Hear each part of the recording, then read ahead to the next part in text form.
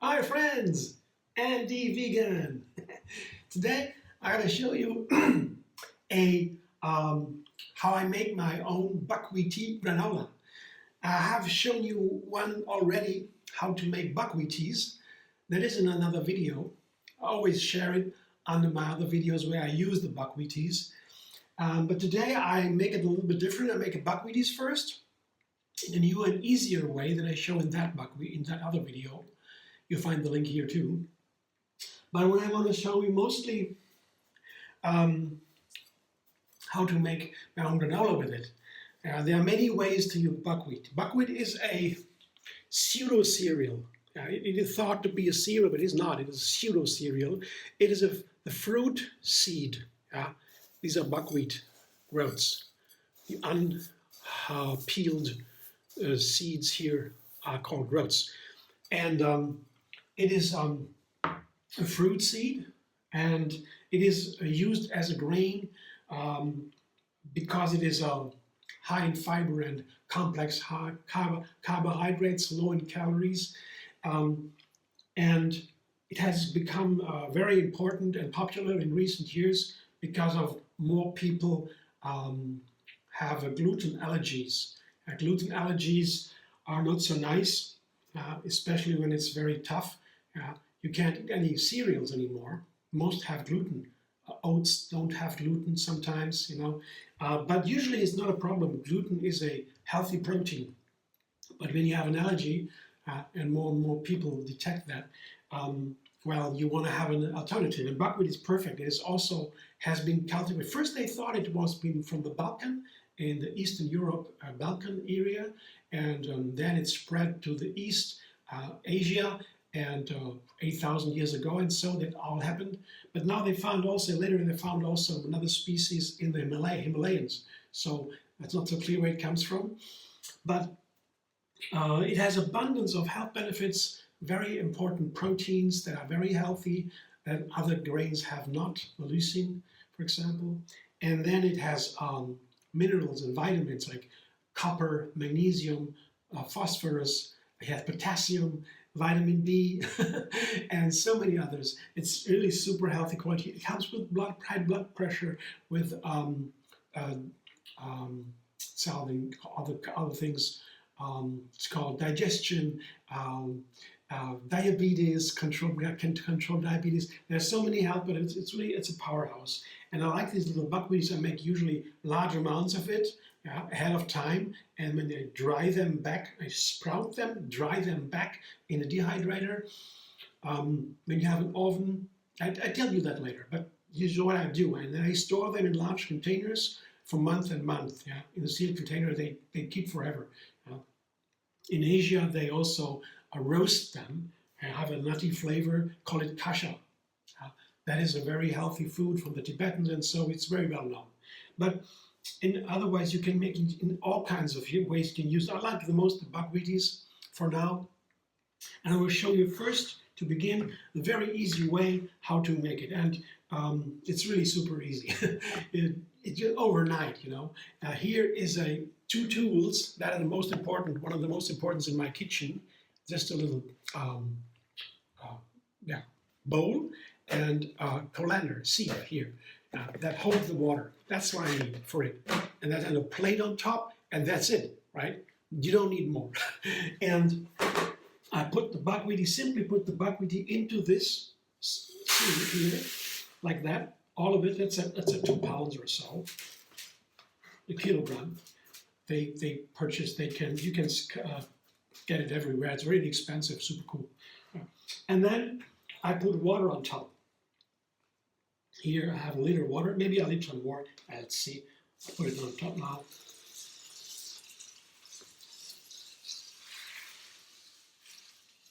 Well, let me see. So get some more quickly.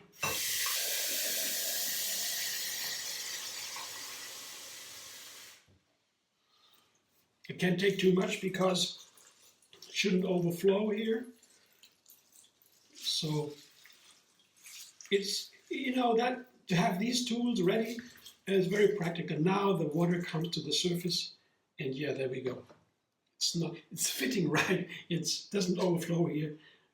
You can take it out all the time and put it back in. And you can also take a spoon and stir a little bit so the water goes everywhere. The water is now at the surface of the buckwheat groats, and that's enough. Yeah, it doesn't have to be. At first, I thought I have to wash it, to wash out the gel. Yeah, the buckwheats are so super. There comes a gel out of it. When you cook them too, for example, you see that it gets gelatinous a little bit.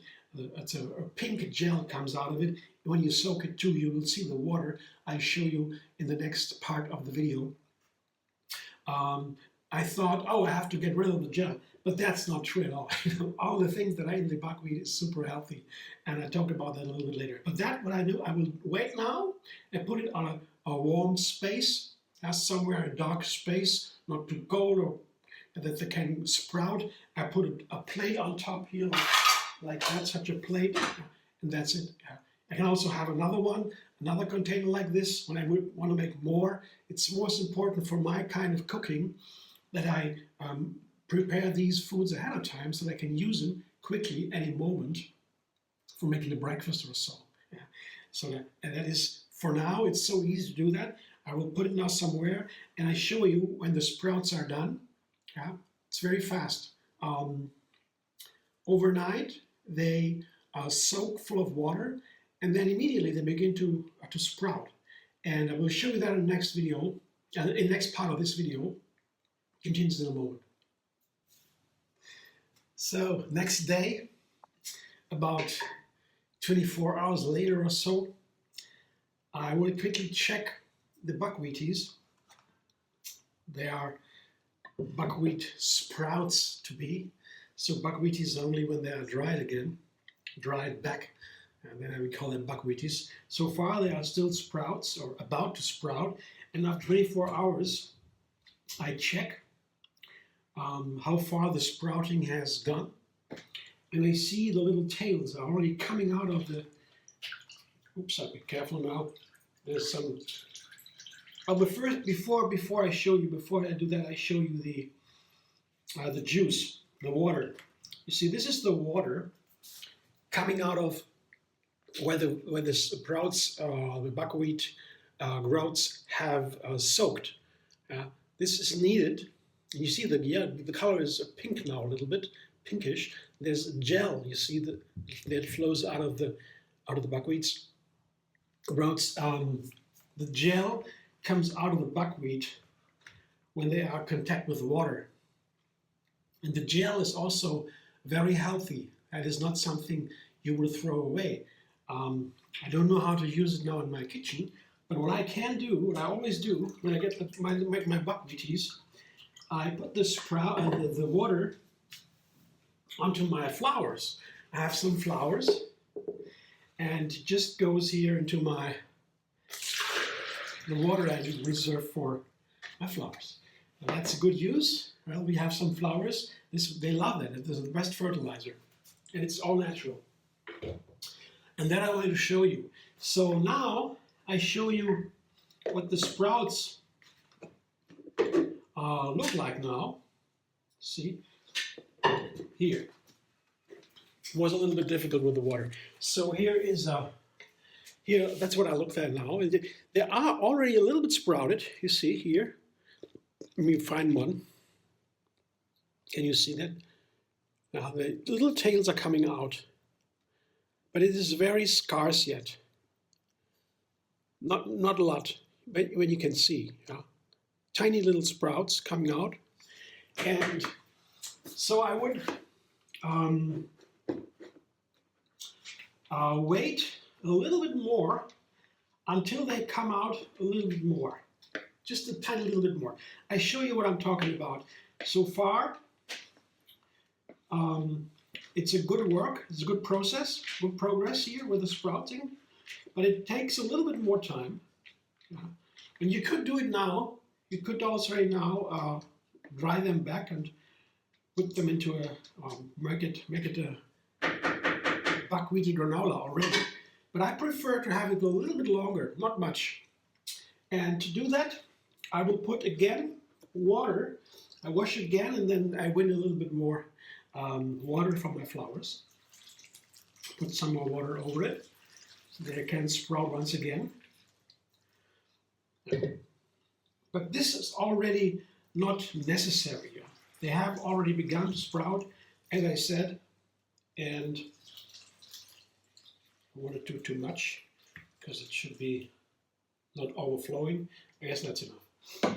See, it doesn't need much, but I do it one more time now, maybe one more night to sprout them. They're always different. Sometimes the weather is warm, a lot of humidity in the air, and they sprout faster. When it's colder, they take a little bit longer. That's always different. Don't worry if it takes longer. Just wait a little bit more. Usually the buckwheat I get in the organic food health food shop, they sprout easily. Like in a day, they begin already. On the second day, I will show you that after the next sprouting period.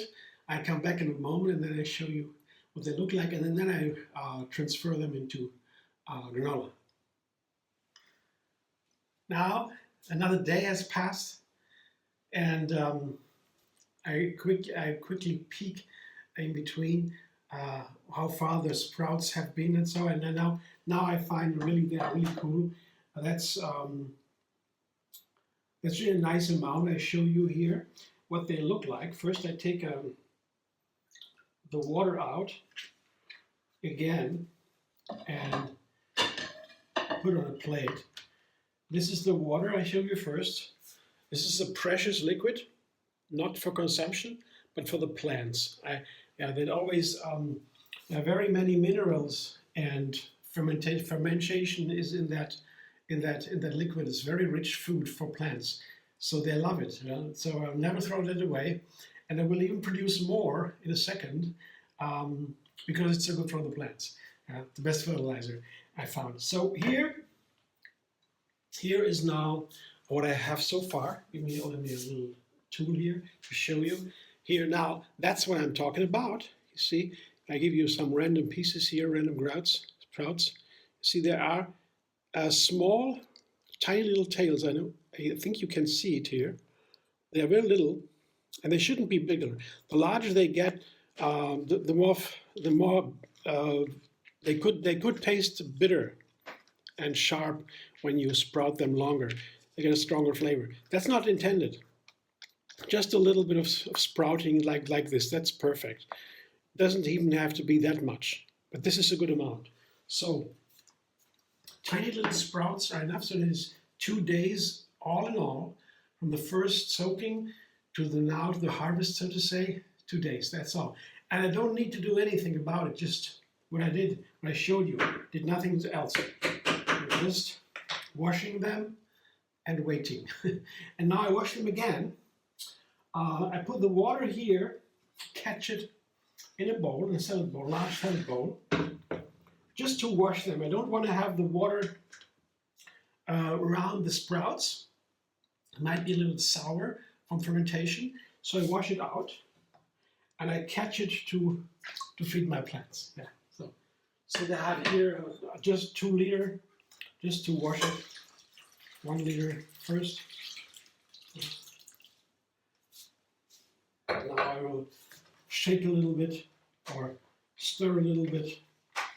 It doesn't have to be perfectly washed or so. That's not necessary.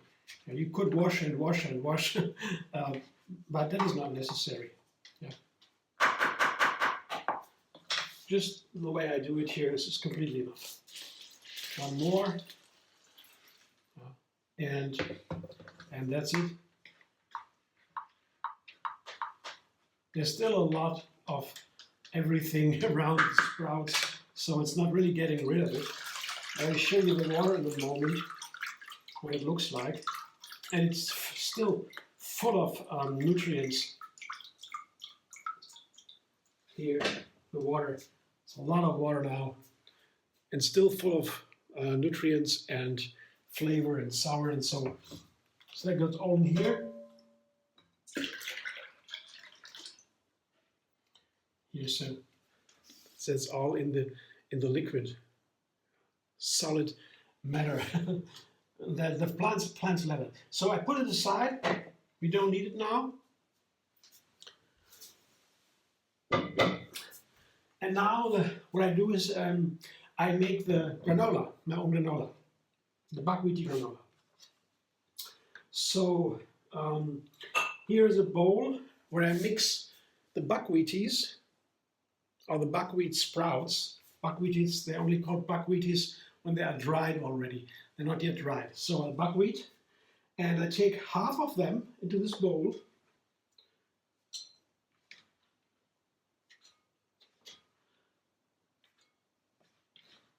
And the other half, I will make regular buckwheaties with. I don't show you that. What I show you now is just making the buckwheat granola. Very simple one.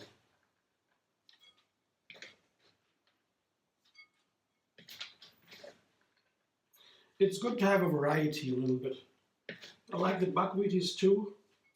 And as I'm making it, I just make two different batches. You see, one batch here. I'll show you. Here, that's half of it. Yeah, just not precisely half. And this is the half that I now will work into a buckwheaty granola. And here is my cinnamon. I have 2 ingredients more. Cinnamon, 2 tablespoons or maybe 4 or 3. Just sprinkle it over the buckwheat sprouts. I combine everything. That makes it flavorful. Because when I ate these buckwheaties in my breakfast granolas, I put other ingredients, nuts, fruit juice, and so onto my granola. It's a very nice base for a granola. These buckwheats, when they're dried, have a different flavor when they're dried. I like them better. Fascinating. When you watch the videos with buckwheat granola, you find the descriptions of what they do in the granola. It's nice. But when I taste them, and they taste nice and crunchy, but I thought, wow, why not make your own granola with a little date mousse and cinnamon? That could be very nice to have some lumps, and so like when you purchase other grains, you get similar things. And that's why I try it now with date mousse. And yeah, I show you another video how to make date mousse. You just blend dates with water, that's it. And you can then put it in a sealed container like this in the fridge. It keeps for a week easily. So what it looks like here. It's very nice date mousse. And the other video, I show you how to do that. So we did a lot of date mousse here. 2, 3, 4, 5 tablespoons I begin with. And then I will mix everything. So that's the 3 ingredients: buckwheat, sprouts, barely sprouted, and a little bit washed, and cinnamon and date mousse. Because the date mousse makes them stick together as little lumps when they're dried, and the cinnamon gives it a nice counter flavor. The cinnamon, the dates have a malty sweetness, and the cinnamon tastes has a dry sweetness, earth-like sweetness. It's different from cinnamon, and they are definitely from dates. They're definitely very nice together. Dates and cinnamon, a perfect combination. Cinnamon is perfect for sweets anyway. Any kinds of sweets, not any kind, but I don't know, but a lot of sweets are perfect with cinnamon. And cinnamon is a super healthy spice. It is super high in antioxidants, a bomb of antioxidants. That is the healthiest thing in food. Medical scientists or nutritional scientists are looking for what is a healthy food. high in antioxidants. That's what they always try to find. And cinnamon is super high. As spices in general are the second healthiest food, the healthiest food are dark leafy greens. Yeah, we all know them by now. And the second healthiest are spices and herbs. And yeah, date mousse is one of them. I put some more. I like it a little bit sweeter, a little bit more.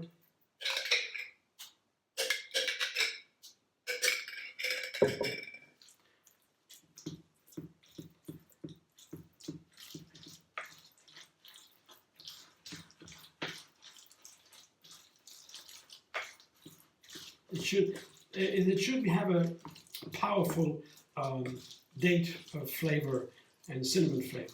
Because the buckwheaties by themselves, they rather have a crunch and rather a little bit, I wouldn't say bitter, but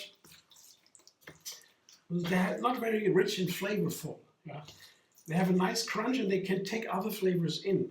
That's why they are also nice for a breakfast, for a granola, because they can give a crunchy, dry texture to a sweet and soft and not so crunchy fruit salad. It's a nice element. Very dry, that's good. But here, I want to have something around it that makes it also flavorful. And here's my Teflex sheet for the dehydrator. I always show that in my videos when I show you how to dehydrate. There are two kinds of sheets. The Teflex sheet, no water comes through, and the mesh sheet with pores. As long as the buckwheaties here, the buckwheat granola is liquid, I cannot put it on the mesh sheet. Although we always want to use the mesh sheet when possible because it dries faster. Because the air goes through, of course. But I will show you in the middle of the video, in the middle of the drying process, I will show you how I turn it around. Because at some point, it's dry enough to turn it around and to put it on a mesh dehydrator sheet. And I show you that too. But here is the Teflex sheet. These are the words we need when we use dehydrators. I also had to learn that, but it's pretty easy. There are only two kinds of sheets. It fits here. I make a thick layer of granola dough, and my plan is to dry it, very dry, crunchy, and then to break it down into pieces. So that I have some, like in the regular granola, when you purchase it, you also have these little lumps. That kind of thing is on my mind, plus the flavor. So this is a very simple, will be a very simple version of buckwheaty granola, just with cinnamon and dates. But according to what that will be like, and I put it into my breakfast granola, I will continue and make different ones. Yeah, let's see. But this is here what I put in the dehydrator. See, it's a thick layer, like a dough, and it goes in. It takes some time until it's dry. And I turn it around when the first degree of dryness has been reached, and then turn it around. I show you how to do that, and then it will dry again until very crispy. And then I show you the final word. So I will count twice back. So see you in a moment. Hey, finally they're done. So that's my buckwheaty granola. My first, and it's nice. The idea was to just sum it up a little bit, to have these little buckwheaties, as I showed you before, in many recipes. They're fantastic. There's so much to tell about them. But I thought, when I want to have a snack, I cannot just eat some buckwheaties. That doesn't really make sense. It is not, it's not really tasty. There is something that's missing a little bit. So what do I do? So that's why I thought, well, why not making the buckwheat sprouts, putting some date mousse around it, and just some cinnamon to try. 3 ingredients. Yeah, makes it a little bit more complex than 2. That's why my method is called Take 3, because I want to make sure there's a mystery to my recipes. There's something, I want to find, oh wow, fascinating, the new flavor, and what is it made of? I don't know. But when you have only 2 ingredients, you can easily figure it out what it is. But the 3 ingredients make the math. It is so much more difficult. So it's a leap from 2 to 3. So 3 ingredients is the minimum. So I try to find 3 ingredients that fit. That is date mousse, buckwheat sprouts, and cinnamon in this case. And the first attempt I did here. And now I have another day here left drying it, because important is they're now really crisp and dry. I'll show you. You see? That's dry. There's nothing, almost no water. There's some water inside, of course. In fact, the cells, but it is so dry now. And it took another day, a whole day, to get that done. And because when you don't dry it to the end, then you put it in a glass like this, I'll show you in a moment, and it might get moldy. To really have it safe for a month and month in a sealed container, you got to dry it to put all the water out. When I make my buckwheaties, that is so important that you really dry them until they're really crunchy and crisp and dry. When you take it out of the oven before, well, you cannot store them that long. You can eat them fresh too, without drying, but then they turn sour, they get moldy. You can do that too, it's delicious. But to store them, to make it easy, and that's a big part of my cooking, my kitchen. I want to have ingredients that are prepared by myself.